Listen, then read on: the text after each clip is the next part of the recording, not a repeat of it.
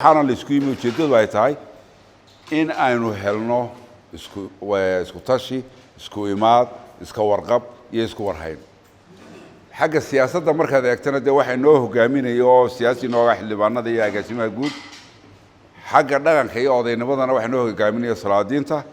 annaguna waxaan ku nahay uun dee guddigii dadkan isku haystay isku keenaysay ujeedadeena waxay tahay inaynu isku nimaadno oo aan isku keenno maaragtay meel wada ahaano haddii aynu ilaa haddana dee ma garanayo xisbi kale iyo meel kalean ku wareegnay waxaanu un ogeyn inuu nahay maaragtay aynu nahay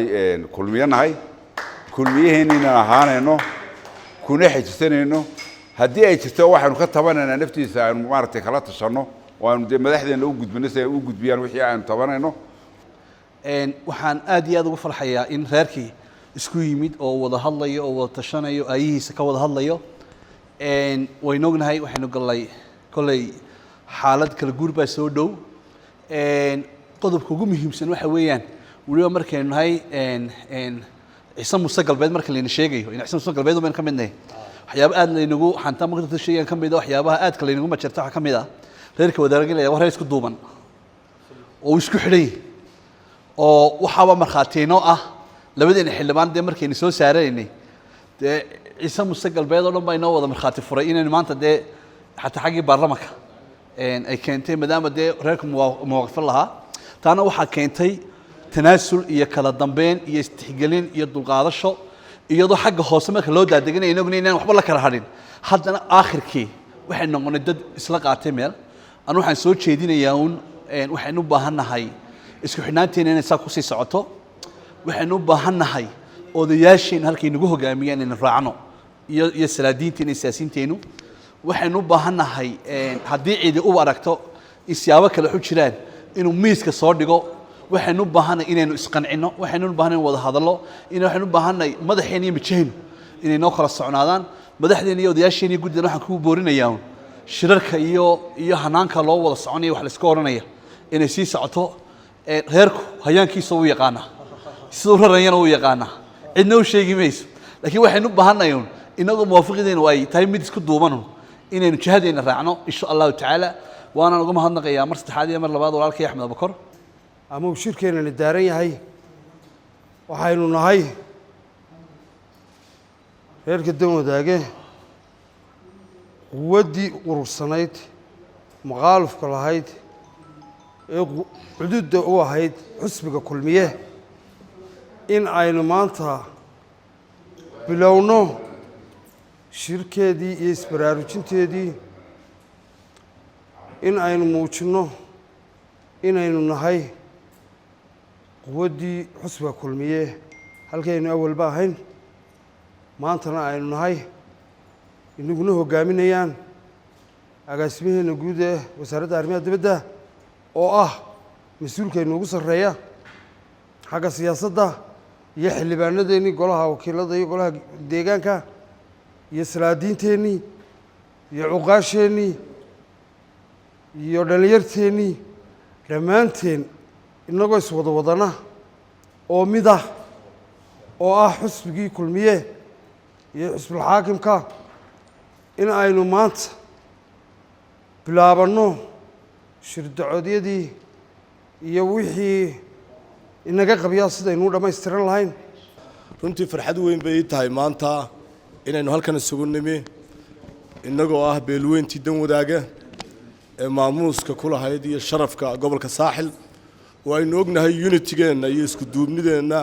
iyo karaamadeenaba si weyn looga garanayo somalilan oo dhan iyo guud ahaan gobolka saaxil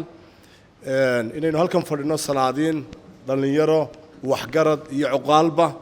aynu isugu nimi sidii aynu isugu duubnaan lahayn aynu meel wada mari lahayn isla markaana isu kaashan lahayn wax badan hadday dhinaca siyaasadda tahay iyo hadday dhinacyada kale waxqabadka iyo horumarinta deegaanadii ah aad iyo aad baan ugu mahadnaqayaa agaasimaha guud iyo guddoomiyaha degmada Madheera iyo odayaasha iyo dhallinyarada ka soo qayb galay madashan shirkan aynu isugu nimi wuxuu daaran yahay isxog waraysi wada tashi guud oo aynu ka sii ambaqaadi doono shirar dambe oo soo socda iyo shirweynuhu reerku yeelan lahaa intaba oo intan looga badan lahaa waxaan doonayaa oo kale halkan inaan iclaamiyo beesha dan wadaaga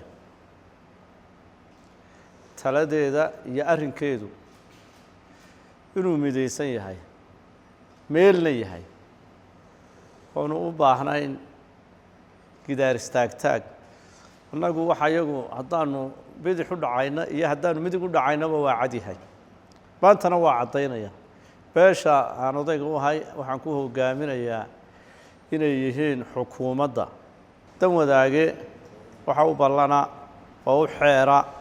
oo u meel yaalla midnimo iyo inay arrinkoodu mid yahay in maanta aan kulankan aad iyo aadka u qaaliga ah aan isugu nimaadno beesha dan wadaage oo ah beeshii aanu cumaamadaha u sidnay dee cumaamaddii ayna saareen aanu kaga mid noqonnay ilaa salaadiinta qaranka iyo kuwa inta afka soomaaliga ku hadashaba mar labaad ayaan aad iyo aad ugu mahadnaqayaa beesha dan wadaage meel kastoo ay joogtaba guda iyo dibadba sida waa in kulamada caynkana aynu isugu nimaadno oo lagu tashado oo wax la isku weydiiyo waa shay aad iyo aad u qaaliya taladaa joogtada iyo isku duubnidaana beesha dan wadaage oo wax lagu yaqaanay insha allahu way sii socon doontaa waxaana ka soo bixi doontaa wax innagana ina anfaca beelweynta ciise muuse aynu ka midka nahayna anfaca beelaha reer somalilandna anfaca ayaa insha allahu talooyinkeennaana ka soo bixi doona maalmahan waxaa la yidhi fuli xantii ma mooga oo la isxamanayay ya beesha dan wadaaga weliba waxaa dhegaheeda ka badatay suudaankiinii muxuu ahaye xisbi buu galay aydan ku tashan oo aan taladeedu idinka soo wada bixin horta suldaanku waa suldaan dhaqan cumaamadda uu sido xisbiyada oo dhan iyo ururaduba way noqonayaan meel kasta dadkii uu cumaamadda u siday ayaa ku jirta ha ahaatee haddana beel walba taladeedu markay tashato meel bay wax isla dhigtaa halkaa ay wax isla dhigto muxuu ahaye tala qabeenkii reerku uu wax isla dhigo ayuunbay madax dhaqmeedkuna inay ku hoggaamiyaan ay ku qasban yihiin kama mid yihi mana noqonaya anugu salaadiinta intay keligood arrin goostaan meel iska mara aan muxuu ahaye lagula tashan talada koowaad idinkaynu wada leenay dan wadaagaan la leeyahay talada labaadna ciise muuse aynu la leenahay labadaba dee ilaa muxuu ahaye aynu meel wax la isla dhigo anigu ma dhaqaaqi kara de shaksi baan noqonaya haddaan meel keligay maro suudaankiinuna cambainer dee ma aha waa suldaan dhaqan aad talo culus u dhiibateen taladaana ilaa u idinla tashado aan isagu keligii tala gaadhayn sidaa awgeed beeshu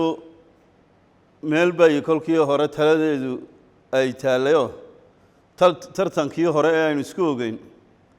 aynu ku wada shaqaynayno aan ku soo wada shaqayno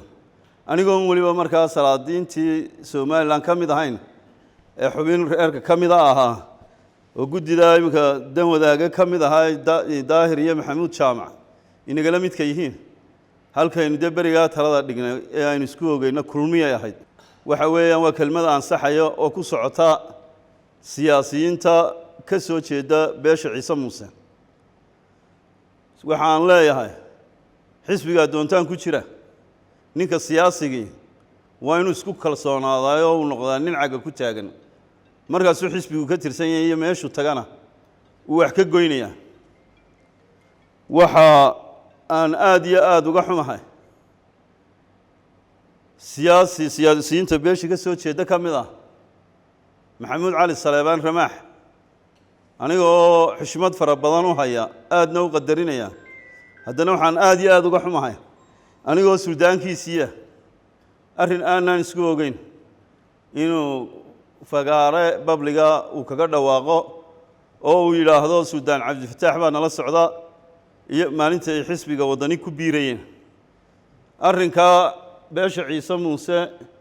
iyo gaar ahaan dan wadaagaba waxaan u sheegayaa arrin aan isla ogeyn ramaax ma uu ahayn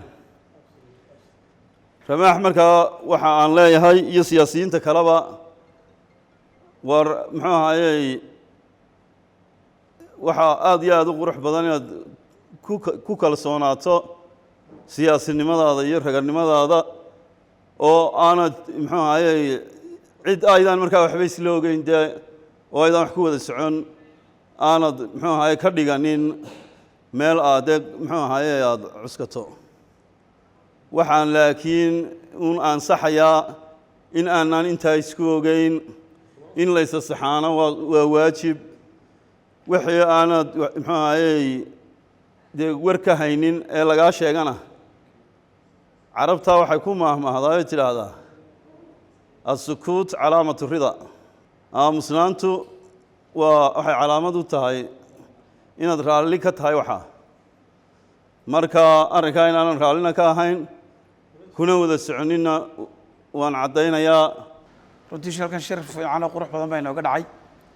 shirkanna salaadiinta faahfaahintiisu iyo intay sheegeen bay ku dhan tahay guddiga iyaguna inoo warramay beesha dan wadaag waa beel isku duuban waa beel ballaadhan oo deegaankeedu min berbere la hargeysa oo xildhibaankeenna maanta halkan fadhiya oo xildhibaankii ugu codka badnaa kii ku xigabeen intaasuna waxay ku tihi markaa beeshan iyo isku xidhnaanteeda dadku markay midoobaan ee mid noqdaan sharaf bay samaynayaan cidday la joogaanna waxbay tarayaan saameynna way keenayaan isku dibnida inaanu sii wadno xukuumadda aynu ka tirsanay muuse biixina runtii xukuumaddii waxqabadka weeyaan waxqabad fara badan buu madaxweynaha jamhuuriyadda somalilan iyo xukuumaddiisu qabteen waxqabadka oo imika ugu weyntay ictiraafka ay keeneen oo xukuumaddu keentay in lagu dhiirigeliyo lagu abaalmariyo mar labadan dib ugu doorno ayaan runtii sidaa guddigii ku taageersanay markaa salaadiinta aad iyo aad baad mahadsantihiin siday suldaankeenii kaleba inoo sheegayna kulan kalo weyn na waynu isugu iman doonaa mar labaad iyo mar saddexaad aad iyo aad baan ugu mahadnaqayaa markaa suldaanka gaar ahaan suldaan cabdifataax oo isna markaa inoo iftiimiyey markaa waxyaalo fara badan dardaaran iyo ducana isugu keen daray